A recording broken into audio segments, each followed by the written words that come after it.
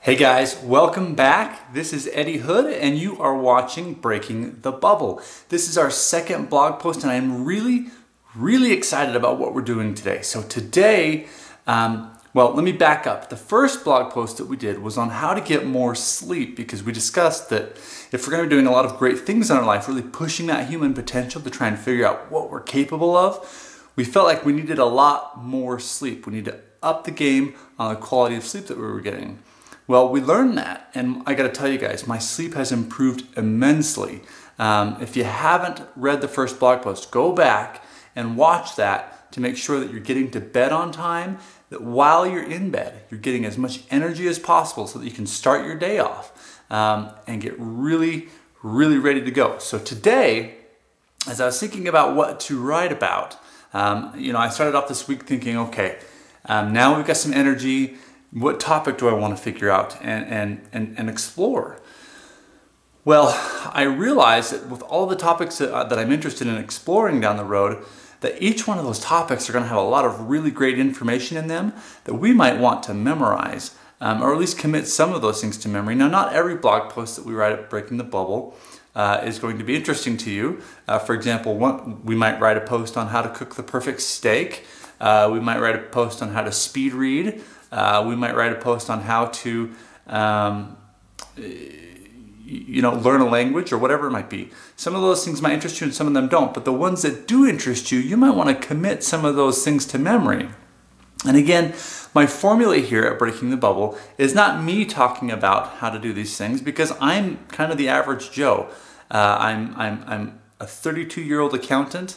An entrepreneur, I own my own businesses, and I just have a lot of interests in life, but I've never really had the chance to explore those. So my formula has been to go out and find the very best people in that topic, the best people in the world, and try to interview them, grab all of the information that they've put out on the internet, get into all of the research papers, find out the science behind it, and get all of that data and put it into one really efficient blog post for you and for myself so that down the road we can return to that blog post and really kind of soak up that information in one easy to use spot.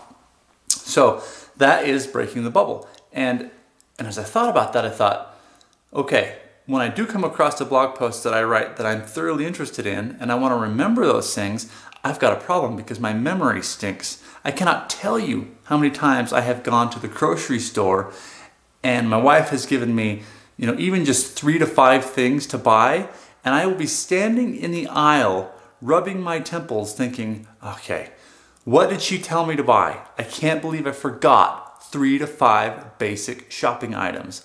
And that's not only really weird, but it's pretty normal actually. I think most of us can't remember more than 7 pieces of information. Actually, studies show that the human brain really can't remember more than 7 pieces of information.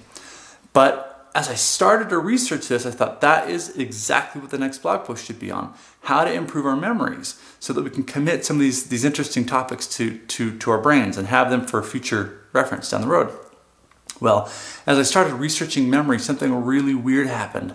I ran into this huge body of literature and research and study that shows how everyday people can pretty much go from being everyday people to almost becoming geniuses. They have this contest every year in New York City called the World Memory Championships. Actually, that's the USA one. The world one could be anywhere in the world, but they have different memory championships. And these are average people with average memories that have somehow figured out how to do really cool stuff like memorize pi to the 50,000th digit, or how to memorize over 100 different faces and put those faces to names within a very short amount of time, or how to memorize random digits. I mean, they're given huge sheets of binary numbers, and in case you don't know, that's just a bunch of ones and zeros, and they are expected to memorize thousands of those in hardly any time at all. And one of the things that I actually found interesting is they'll take a deck of cards. I've actually got one right here, funny enough. And they'll just shuffle through them, and they have to memorize in order this deck of cards. Now, right now, the world champion is able to do this in less than 30 seconds. Most people, if you give them 5 minutes, couldn't remember the order of 7 cards, roughly 7 cards, right? So what are these guys doing different that can take them from having an average memory to doing these exceptionally amazing feats? Well, the answer is actually pretty simple. And I found out what they're doing, and I found out how they're doing it.